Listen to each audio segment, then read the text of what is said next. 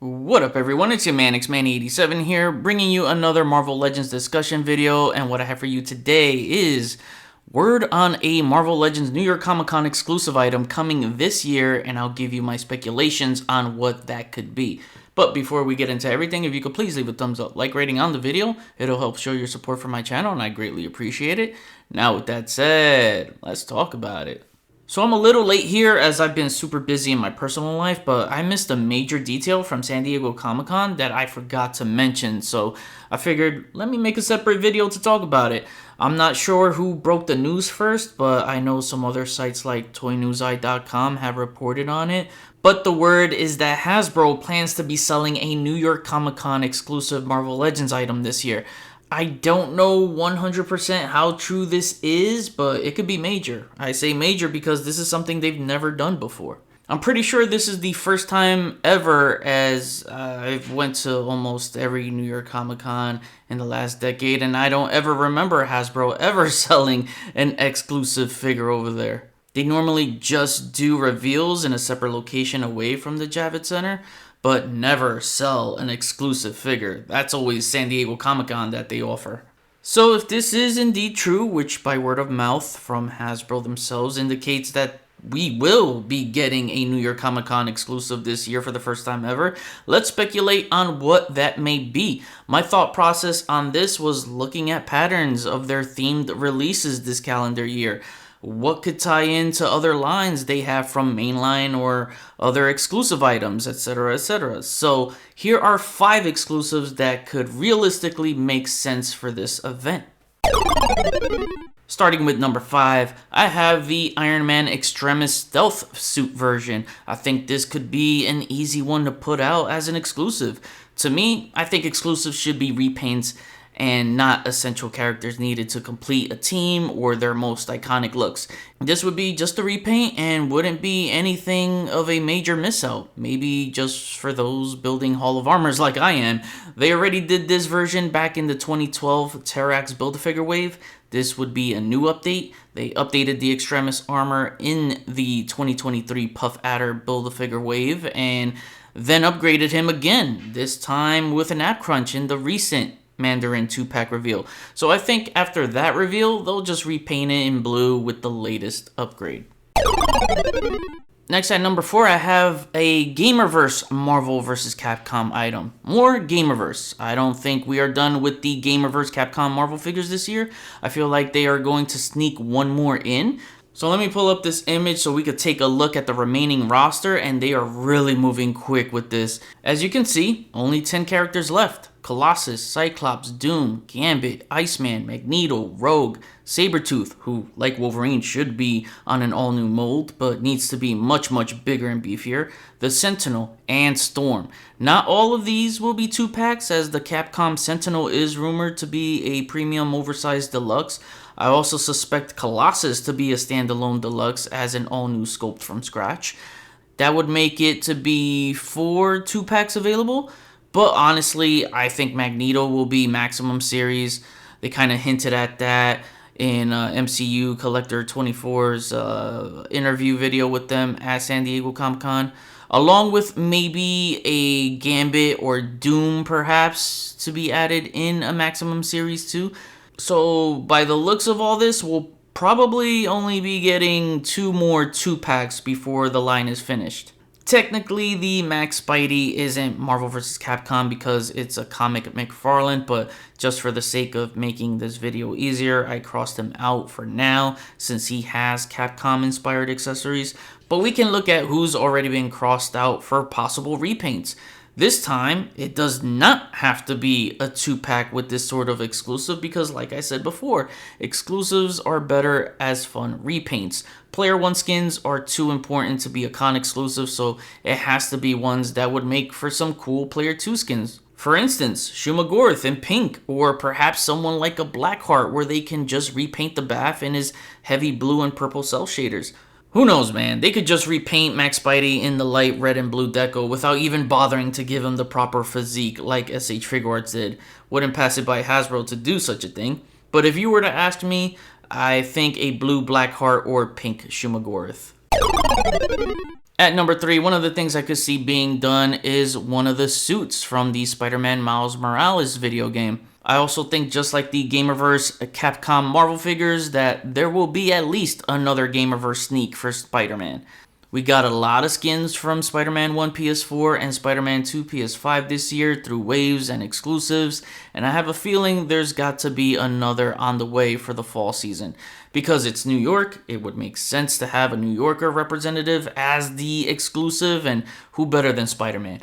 I looked at the rumor mill, and there's a holiday Spider-Man rumored, which is most likely the Spider-Man Miles Morales PS5 game where he has the Santa hat, earmuffs, scarf, backpack, and holiday socks. Hot Toys made a really good one with removable pieces, but there's also a rumored Spider-Man 2099, but I don't think it's comic. I think that will be a Gamerverse one too, and it's probably the Miles Morales Spider-Man 2099 suit. So there's a chance as that. I don't think it will be, because normally con exclusives never get leaked into the rumor mill sheets.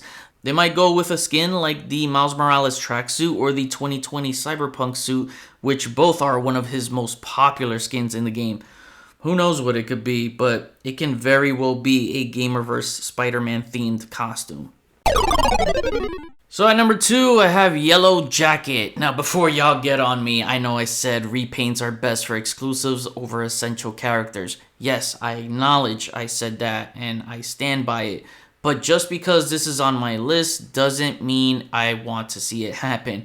It's because I can see it happen, sadly. There is a difference.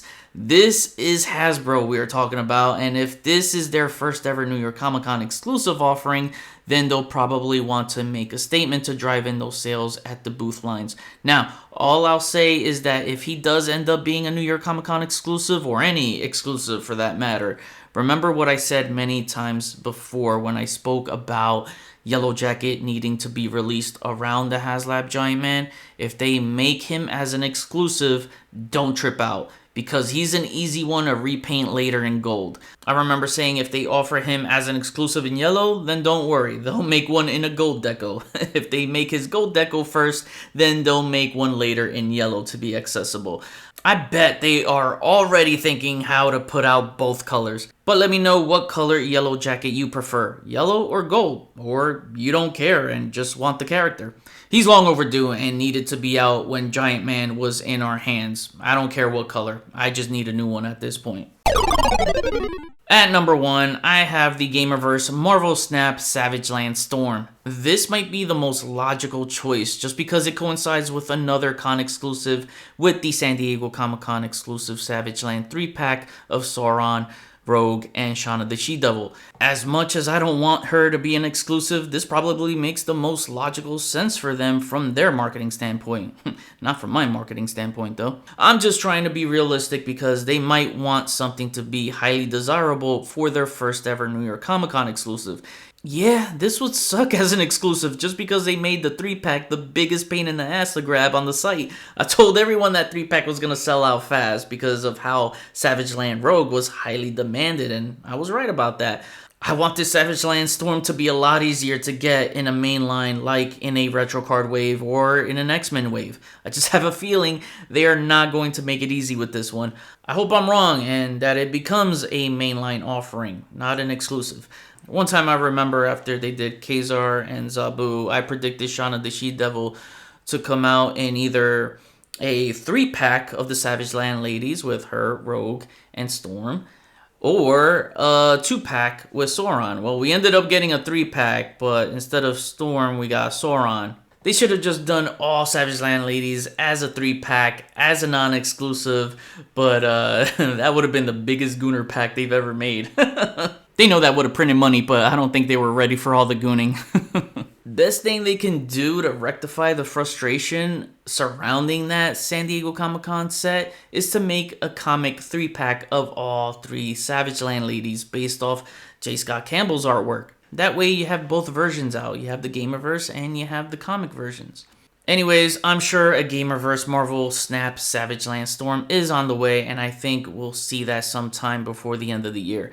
This is just easy for them to make, as it would be the same formulaic process as the other Savage Land ladies. new boots, and new layered add-on pieces. I just hope we could get a better head sculpt for Storm and not a reused one, because lately I've been disappointed with the Storm head sculpts. She's one of the most beautiful women in Marvel, and for some reason, Hasbro seems to drop the ball on her facial features a lot. I think the best one, in my opinion, was the 275 Storm. So with that X-Men 97 2-pack coming out with Wolverine, and then the retro card, one that's on the way, it was pretty freaking disappointing. So this time, I really hope they get it right.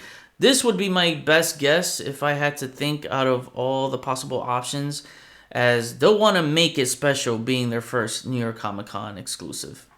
Alright, time for me to wrap it up here. So majority of my picks are Gamerverse here because I just have a feeling that's what it's going to be, especially with Gamerverse being a focal point in Marvel Legends for 2025. It's just been a Gamerverse-centric year. I think Gamerverse has been the best thing about Marvel Legends this year, especially when you consider some of them have more value over the Maximum series, like the Venom over Hulk, or 2-packs where you get a lot of accessories and 2 figures for almost the price of 1. There's so many other Gamerverse figures I want, so maybe I might make a Gamerverse wishlist video if you guys are interested. I wonder what's in store for next month. We shall see what the New York Comic Con exclusive Marvel Legends will be shortly. Dan Yoon did say on X that there may be another reveal in September, so we'll see by then. Or might have to wait until very early October. New York Comic Con takes place Thursday, October 9th through Sunday, October 12th. All I hope is that they make it an easier purchase on Hasbro Pulse after the con is over. And not like last time where it was, again, a pain in the ass and relisting them at random times like 6 in the morning from what I heard. I won't be at New York Comic Con this year, so I'll see if one of the homies can hook it up for me. I'm excited to see what they have in store for New York Comic Con. I'm looking forward to the reveals though, more so than the exclusive figure. Actually, something just came up to mind. Hasbro loves their spooky characters, so we could get a Halloween themed character like a classic Dracula in his suit or Frankenstein's monster. So that's another possibility because I can see them rounding out some Marvel monsters. For now, we'll see what they have planned for their September reveals as they'll hit some more smaller scaled conventions. Now I kick it back to you. What do you think will be the first ever Marvel Legends New York Comic Con exclusive? How realistic do you think some of my choices are on this list? Which ones would you be interested in, whether it's an exclusive or not? Comment below, let me know, we'll chat about it. Thanks for watching another Marvel Legends related video. Please follow me on Instagram if you haven't already at xman87. Hit the notification bell so you always know when my latest videos are up. Share and subscribe if you're new. See you on the next video. Peace.